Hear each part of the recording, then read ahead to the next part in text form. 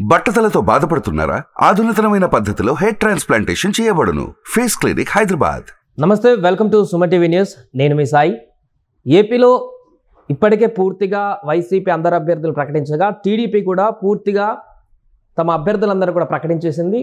మొత్తం ఇక జనసేన 3 అభ్యర్థులు మినహా, ఒక ఎంపీ మినహా పూర్తిగా ఉమ్మడి కూటమికి సంబంధించిన అభ్యర్థులందరి ప్రకటన కూడా వచ్చేసింది. సో 99% మొత్తం అభ్యర్థులు కూడా ఖరారు అయిపోయారు. ఇక ఏపీలో పూర్తి స్థాయిలో రాజకీయ ప్రచారాన్ని పర్వం అయితే మొదలు కాబోతుంది. తాజాగా విడుదలైనటువంటి లిస్టులో టీడీపీ అభ్యర్థులని టీడీపీ అధినేత ప్రకటించారు. సో ఏ స్థానాల్లో ఏ అభ్యర్థులు ప్రకటించారు, ఆ అభ్యర్థులు ప్రకటించడానికి గల కారణాలు ఏంటి, అక్కడ పరిస్థితులు ఏంటి, దానికి సంబంధించిన పూర్తి వివరాలు Suma TV news chief editor Keshav గారు అందిస్తారు. సార్, సో తాజాగా టీడీపీ విడుదల చేసినటువంటి లేటెస్ట్ లిస్టులో మొత్తం ఓవరాల్గా అందరు అభ్యర్థులు ప్రకటించినట్టయింది. దీంతో చిన్న లిస్టు తోటి ఈ యొక్క లిస్టులో ఎంపీ స్థానాలు, ఎమ్మెల్యే స్థానాలు 2 కూడా ఉన్నాయి. సో అభ్యర్థుల ప్రకటన తర్వాత ఆ నియోజకవర్గాల పరిస్థితి ఏంటి, కరెక్ట్ అభ్యర్థులే ఉన్నారా, వారి యొక్క బలాబలాలు ఏంటి? అంటే ఇప్పటివరకు తెలుగుదేశం పార్టీ 144 నియోజకవర్గాల్లో పోటీ చేయడానికి పొత్తులో భాగంగా డిసైడ్ చేసినటువంటి పరిస్థితి. సో మొత్తంగా ఒక 8 నియోజకవర్గాల మినహా మిగతా సీట్లన్నీ కూడా అనౌన్స్ చేసేసింది. ఇప్పుడు ఆ 8 సీట్లకు కూడా అభ్యర్థులను ప్రకటించింది. అయితే ఒక అడిషనల్గా ఇంకో సీటు కదిరి సీట్లో ఒక మార్పు చేసింది. సో మొత్తం 9 సీట్లు అసెంబ్లీ సీట్లకు సంబంధించినటువంటి లిస్ట్ని రిలీజ్ చేసింది. దీంతో తెలుగుదేశం పార్టీ కోటా అసెంబ్లీ సీట్లు కంప్లీట్ అయిపోయినట్టే. లోక్సభ స్థానాలు 17 కూడా అభ్యర్థులు ప్రకటించేసినట్టే అయింది. తెలుగుదేశం వైపు నుంచి ఇంకా రిలీజ్ చేయాల్సినటువంటి ఏమీ లేవు. ఏమన్నా మార్పులు చేర్పులు ఉంటే తప్పితే లిస్టును ముట్టుకోవాల్సినటువంటి అవసరం లేదు. ఇప్పుడు తాజాగా అనౌన్స్ చేసినటువంటి లిస్ట్ ఒకసారి చూద్దాం మనం. చీపురుపల్లి నియోజకవర్గం, బొత్స సత్యనారాయణ కాన్స్టిట్యున్సీ. అక్కడ ఆయన మీద పోటీకి నిలిపేటువంటి క్రమంలో గంటా శ్రీనివాసరావుని పంపించాలి అని, పక్కన ఉన్న విశాఖ జిల్లా నుంచి అక్కడ పంపించాలనేటువంటి ఒక ఆలోచన చేశారు. అయితే ఆయన దానికి సుముఖంగా లేకపోవడం, ఇప్పుడు మారినటువంటి లెక్కల నేపథ్యంలో ఎచ్చెర్ల నియోజకవర్గానికి ఎమ్మెల్యే సీట్ ఆశించారు కళా వెంకట్రావు, కిమిడి కళా వెంకట్రావు. అయితే లాస్ట్ మినిట్లో ఆయనే కాదు, ఇప్పుడు అప్పలనాయుడు కూడా అదే టికెట్ ఆశించారు. ఆయనకు కూడా ఎచ్చెర్ల పొత్తులో భాగంగా బీజేపీ కేటాయించినటువంటి సీటు. సో అక్కడ నడకుదుటి ఈశ్వరరావు అని చెప్పని బీజేపీ ఒక క్యాండిడేట్ని కూడా అనౌన్స్ చేసేసింది. సో ఎచ్చెర్ల సీట్ రేస్లో ఉన్నటువంటి వీళ్ళిద్దరిని కూడా ఈ లిస్టులో అకామిడేట్ చేసింది. చీపురుపల్లి నుంచి బొత్స సత్యనారాయణ మీద కళా వెంకట్రావు బరిలోకి దిగుతారు. సో అలానే ఈ అప్పలనాయుడిని కూడా విజయనగరం లోక్సభ స్థానానికి ప్రమోట్ చేసినట్టు అయింది. లోక్సభ అభ్యర్థిగా ఆయన ఇప్పుడు అక్కడ బెల్లాం చంద్రశేఖర్ సిట్టింగ్ ఎంపీ, ఆయన మీద తెలుగుదేశం పార్టీ కూటమి అభ్యర్థిగా అక్కడ బరిలో దిగుతారు. సో ఇంకొకటి Paderu ST constituency. Paderu ST కాన్స్టిట్యున్సీకి సంబంధించి ఆల్రెడీ బీజేపీ ఆ సీటు కావాలని అడిగి మళ్ళీ చివరి నిమిషంలో అరకు వ్యాలీకి మార్చుకున్నటువంటి పరిస్థితి. సో పాడేరు కూడా అభ్యర్థిని ఇప్పుడు ప్రకటించింది. కిల్లు వెంకట రమేష్ నాయుడుకి ఈ సీటు కేటాయించారు. సో అది కూడా అంటే ఎస్టీ కాబట్టి అది కీలకమైనటువంటి నియోజకవర్గం. ఇప్పుడు తెలుగుదేశం పార్టీ నుంచి ఎస్టీలు పోటీ చేస్తున్న వాళ్ళు చాలా తక్కువ మంది ఉన్నటువంటి పరిస్థితి ఉంది. సో ఇంకొక ముఖ్యమైన నియోజకవర్గం విశాఖ జిల్లా పరిధిలో భీమిలి నియోజకవర్గం. భీమిలికి గంటా శ్రీనివాసరావు విశాఖ ఉత్తర నియోజకవర్గం సిట్టింగ్ ఎమ్మెల్యే. ఆయన చాలా రోజుల నుంచి ఆ సీటు కావాలని అడుగుతున్నటువంటి పరిస్థితి. ఎందుకంటే 2014 ఎలక్షన్స్లో ఆయన భీమిలి నుంచి గెలుపొందాడు. సో అది కన్సిడర్ చేస్తారా లేదా, ఎందుకంటే ఆయన చీపురుపల్లి అనేది ఒక ఆప్షన్ ఇచ్చినా కానీ ఆయన యాక్సెప్ట్ చేయలేదు. కానీ చాలా ఫైనల్గా ఆయన కూడా ఆయన కోరికను మన్నించి భీమిల్లోనే తెలుగుదేశం పార్టీ అవకాశం ఇచ్చింది. కాబట్టి అక్కడ గెలవడానికి ఎక్కువ అవకాశాలు ఉంటాయి ఆయనకు కూడా. ఇంకొకటి దర్శి నియోజకవర్గం, ఉమ్మడి ప్రకాశం జిల్లా పరిధిలో ఉన్నటువంటి నియోజకవర్గం. అక్కడ డాక్టర్ గొట్టిపాటి లక్ష్మికి ఆ సీటు కేటాయించింది. గొట్టిపాటి ఫ్యామిలీకి అక్కడ మంచి పట్టున్నటువంటి పరిస్థితి. అయితే దర్శికి సంబంధించి సిద్ధ రాఘవరావు మాజీ మంత్రి, ఆయన వస్తారు, ఆయనకి టికెట్ ఇస్తారు అనే నేపథ్యంలోనే కొంత జాప్యం జరిగినట్టుగా తెలుస్తుంది. అయితే అనూహ్యంగా గత 2-3 రోజుల క్రితం ఆయన మళ్ళీ వైఎస్ఆర్సీపీ అధినేత జగన్మోహన్ రెడ్డిని కలవడంతో ఇది తెగే టికెట్ కాదని అర్థమైంది. కాబట్టి ఇప్పుడు అభ్యర్థిని ప్రకటించినటువంటి పరిస్థితి. గొట్టిపాటి లక్ష్మి అక్కడి నుంచి బరిలోకి దిగుతారు. ఇక రాజంపేట నియోజకవర్గం సామాజిక వర్గాల పరంగా అక్కడ చెంగల్రాయుడు పేరు కానీ, గోవిందరాజుల పేరు కానీ ఇవన్నీ వినిపించినాయి. బట్ ఫైనల్గా సుగవాసి సుబ్రహ్మణ్యంకి ఈ టికెట్ కేటాయించింది తెలుగుదేశం పార్టీ. అంటే అక్కడ క్షత్రియ సామాజిక వర్గం ఓట్లు కూడా మంచి నంబర్లో ఉన్నాయి. సో ఈ అంశాలన్నింటినీ దృష్టిలో పెట్టుకొని క్షత్రియులకు ఇస్తారని అనుకున్నారు. బట్ సుగవాసి సుబ్రహ్మణ్యంకి ఇచ్చారు. ఇక ఆలూరు నియోజకవర్గానికి సంబంధించి అక్కడ sitting MLA Gummanuru Jayaramu party మారి తెలుగుదేశంలోకి వచ్చారు. తెలుగుదేశం గుంతకల్ సీటు ఆయన కేటాయించింది.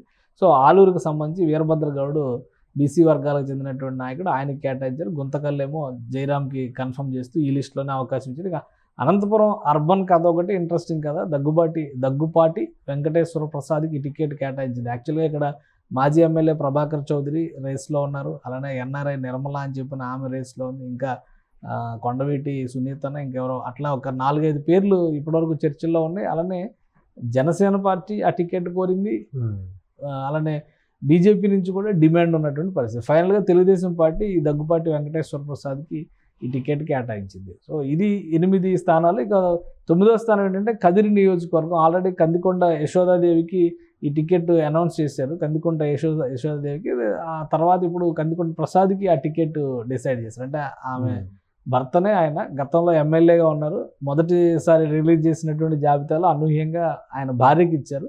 మళ్ళీ ఇప్పుడు దాన్ని మార్పు చేసి మళ్ళీ ఆయన్నే అభ్యర్థిగా అనౌన్స్ చేసినట్టు. ఇది మొత్తం దీంతో ఏంటంటే ఫస్ట్ లిస్ట్లో 94 నియోజకవర్గాలు, సెకండ్ లిస్ట్లో 34 నియోజకవర్గాలు, మూడో లిస్టులో 11 నియోజకవర్గాలకు అభ్యర్థులను ప్రకటించింది. ఇప్పుడు 9 నియోజకవర్గాలకు అభ్యర్థులను ప్రకటించింది.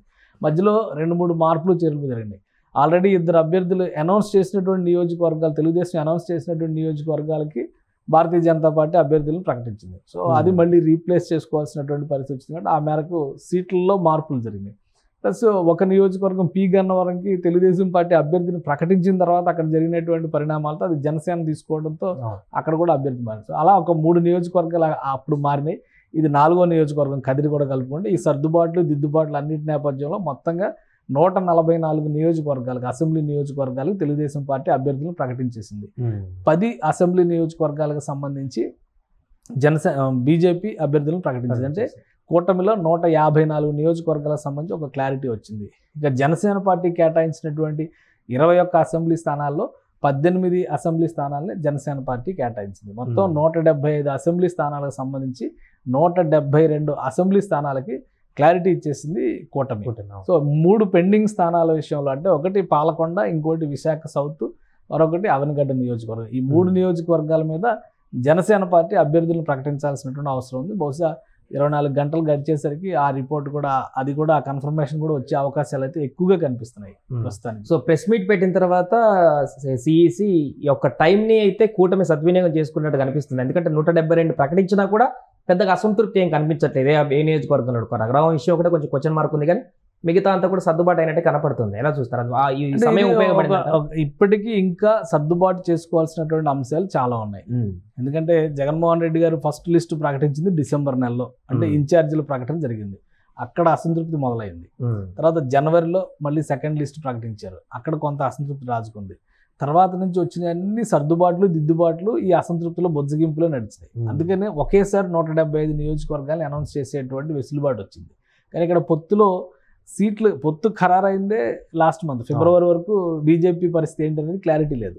మొదట 6 అన్నారు, తర్వాత 10 అన్నారు, మళ్ళీ 11 అన్నారు, ఇప్పుడు ఫైనల్గా 10 దగ్గర ఆగారు. ఇంకా వీళ్ళు అందుకని ఇంకా లేట్ చేసే కొలది మళ్ళీ కదిరి కావాలి, అది కావాలి, ఇది కావాలంటారని ముందు తెలుగుదేశం పార్టీ లిస్ట్ రిలీజ్ చేసింది.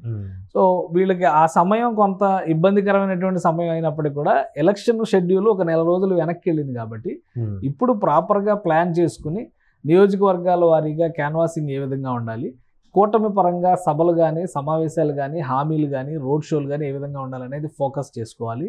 2-3 నియోజకవర్గాల్లో ఇప్పటికి కూడా గట్టి అసంతృప్తి కనిపిస్తుంది. ఉదాహరణకి అనపర్తి సీటు బీజేపీ ఓడిపోయే సీట్లో అభ్యర్థిని పెడుతున్నారు అనేది, అంటే పక్కాగా ఓడిపోయే సీట్ అని లోకల్స్లో కూడా అదే ఫీలింగ్ ఉంది. సో అట్లాంటి నియోజకవర్గాలని అనవసరంగా అక్కడ బలమైనటువంటి నేతలు ఉన్నప్పటికీ కూడా, ఇతర పార్టీల్లో బలమైన నేతలు ఉన్నప్పటికీ కూడా పొత్తు పేరుతో ఆ పార్టీలని ఆ నియోజకవర్గాల్లో చంపేస్తున్నారు అనేటువంటి విమర్శ వస్తుంది. సో దాన్ని ఏ విధంగా వీళ్ళు అధిగమిస్తారు, వాటిని దిద్దుబాటు చేసుకునేటువంటి అవకాశాలు ఉన్నాయా లేవా, అది ఇప్పుడు ఇక్కడ ఇంపార్టెంట్. విజయవాడ వెస్ట్ విషయంలో వచ్చినటువంటి చర్చ కావచ్చు, అలానే అనపర్తి విషయంలో వచ్చిన చర్చ కావచ్చు, అలానే అరకు వ్యాలీ క్యాండిడేట్ మార్చడం విషయంలో వచ్చినటువంటి చర్చ కావచ్చు, అరకు వ్యాలీ కూడా తిరుపతిలో ఆర్ఎన్ శ్రీనివాస్ విషయంలో తీవ్రమైనటువంటి వ్యతిరేకత సొంత జనసేన పార్టీ నాయకులే చెప్తున్నారు. సో ఇటువంటి వాటిని ఏ విధంగా వీళ్ళు సర్దుబాటు చేసుకుని సమన్వయం చేసుకుంటారు. అలానే తెనాలి అసెంబ్లీ నియోజకవర్గంలో కూడా నాదెండ్ల మనోహర్ గారు కంటెస్ట్ చేస్తున్నారు, కానీ తెలుగుదేశం పార్టీ నుంచి ఆలపాటి రాజా నుంచి సరైనటువంటి సహకారం రావడం లేదనేటువంటి విమర్శ నడుస్తుంది. సో ఇవి కూటమికి వెన్నుపోటు పొడిచే రాజకీయాలు కాకుండా ఉండాలి అంటే కనుక వీళ్ళందరినీ కూడా ఒక తాటిపైకి తీసుకొచ్చి ముందు గెలుపు అనేటువంటి లక్ష్యంతో వెళ్ళాలి. ఎందుకంటే ఇప్పుడు దేవినేని ఉమ మైలవరం నియోజకవర్గానికి ఆయన ఎమ్మెల్యే, అక్కడ ఇన్ఛార్జ్ నిన్నటి వరకు. ప్రజెంట్ సిట్టింగ్ ఎమ్మెల్యే వసంత కృష్ణప్రసాద్ వచ్చేసరికి తెలుగుదేశం పార్టీ టికెట్ ఆయన కేటాయించింది. గత ప్రభుత్వంలో దేవినేని ఉమ ఒక కీ పోస్ట్లో ఉన్నటువంటి వ్యక్తి. పోలవరం లాంటి ప్రాజెక్ట్ కడుతున్న టైంలో ఇరిగేషన్ డిపార్ట్మెంట్ ఆయన చేతిలో పెట్టారు చంద్రబాబు నాయుడు. సో అక్కడ అసంతృప్తిని ఎలా బుజ్జగిస్తారంటే ఇప్పుడు ఆయనకి అసెంబ్లీ పార్లమెంట్ ఎన్నికల సమన్వయకర్తగా తెలుగుదేశం పార్టీ అపాయింట్మెంట్ చేస్తూ ఇవాళ ఆదేశాలు జారీ చేసింది. సో అంటే కీలకమైనటువంటి నేతలకి సముచిత గౌరవం. ఈ మొత్తం టోటల్ ఎపిసోడ్లో ఎక్కువ నష్టపోయింది, తీవ్ర అసంతృప్తికి గురయ్యేది కూడా దేవినేని ఉమానే. తర్వాత ఆలపాటి రాజా కావచ్చు. ఎందుకంటే ఇప్పుడు సోమిరెడ్డి చంద్రమోహన్ రెడ్డి టికెట్ లేదన్నారు, చివరి నిమిషంలో ఇచ్చారు. గంటా శ్రీనివాసరావుకి ఇచ్చారు, కళా వెంకటరావుకి ఇచ్చారు. అలాగే ఈ సర్దుబాటులో చివరికి పెనంలూరులో బోడే ప్రసాద్కి అసలు టికెటే రాదని చెప్పిన బోడే ప్రసాద్కి కూడా టికెట్ ఇచ్చారు. బట్ దేవినేని ఉమ పూర్తి స్థాయిలో ఆయన పక్కన పెట్టేసినాయి. ఒకప్పుడు కృష్ణా జిల్లాల రాజకీయాల్లో దేవినేని ఉమ సీఎం స్థాయిలో పవర్ ఎంజాయ్ చేసినటువంటి వ్యక్తి. అలానే చంద్రబాబు నాయుడికి అత్యంత విశ్వాసపాత్రుడు. అలాంటి వ్యక్తిని ఈరోజు పక్కన పెట్టాల్సినటువంటి పరిస్థితి వచ్చిందంటే పొత్తులో వచ్చినటువంటి సర్దుబాట్లు కావచ్చు, రాజకీయంగా వచ్చినటువంటి సమీకరణలు కావచ్చు, ఇవన్నీ కూడా పార్టీ ప్రయోజనాల మీద, ముఖ్యంగా గెలుపు మీద ప్రభావితం చూపించకుండా కూటమి ఎటువంటి దిద్దుబాటు చర్యలు తీసుకుంటుంది అనేది అనే అంశాలపైనే గెలుపు ఆధారపడి ఉంటుంది. ఎందుకంటే ఓవరాల్గా 1-2% గెలుపు మార్జిన్ డిసైడ్ చేస్తుంది. కాబట్టి ఆ జాగ్రత్త అవసరం. కూటమి నాయకులు ఈ ఉన్నటువంటి ఒక 10 నియోజకవర్గాలు, సుమారుగా ఒక 7-8 నుంచి 10 నియోజకవర్గాల్లో ఇటువంటి దిద్దుబాటు చర్యలు తీసుకోవాల్సినటువంటి అనివార్యత కనిపిస్తుంది. దాన్ని ఏ విధంగా చేస్తారు, అది మళ్ళీ ఇంకో దగ్గర రిఫ్లెక్ట్ కాకూడదు. ఇప్పుడు నాదెండ్ల మనోహర్ నియోజకవర్గంలో తెలుగుదేశం పార్టీ ఆలపాటి రాజా మాజీ మంత్రి, బలమైనటువంటి నాయకుడు. వాళ్ళ సహకారం లేకపోతే అక్కడ దెబ్బతినేటువంటి పరిస్థితి ఉంటుంది క్యాండిడేట్. సో మిగతా నియోజకవర్గాల్లో ఇప్పుడు పి గన్నవరంలో కూడా తెలుగుదేశం పార్టీకి బలమైనటువంటి శ్రేణులు ఉన్నాయి. అనపర్తిలో బీజేపీ 0.1% ఉంటే తెలుగుదేశం పార్టీ 39% ఉంటుంది. ఈ 39% సపోర్ట్ చేయకపోతే ఆ 0.1% గెలిచేటువంటి అవకాశం ఉండదు. సో ఈ లెక్కలు చాలా ఇంపార్టెంట్. ఆ సమన్వయం, సహకారం ఏ విధంగా కూటమిలో ఉంటుందనే దాని మీదే గెలుపు ఆధారపడి ఉంటుంది. రైట్. సో మొత్తానికి టీడీపీ 4వ జాబితా విడుదల చేయడంతో మొత్తం పూర్తిగా తన కోటాకు సంబంధించిన అందరు అభ్యర్థులు కూడా ప్రకటించేసింది. ఓవరాల్గా కూటమికి సంబంధించి కూడా 175కి 172 అభ్యర్థులందరూ కూడా ప్రకటించేసింది. జనసేన నుంచి ఒక 3 అభ్యర్థులను ప్రకటిస్తే పూర్తిగా అన్ని నియోజకవర్గ అభ్యర్థులు కూడా ప్రకటించినట్టు అవుతుంది. దీంతో ఇక పూర్తి స్థాయిలో అభ్యర్థుల ప్రకటన పూర్తయినట్టు కనపడుతుంది. ఇక కూటమి అదేవిధంగా వైసీపీ ఏ రకంగా ప్రచారంలో ముందుకు వెళ్తాయి ఆంధ్రప్రదేశ్ రాజకీయాలు అనేది చూడాల్సిన అవసరం ఉంది. సుమన్ టీవీలో మీ పర్సనల్ అండ్ బిజినెస్ ప్రమోషన్స్ కోసం కింది నెంబర్కి కాంటాక్ట్ చేయండి.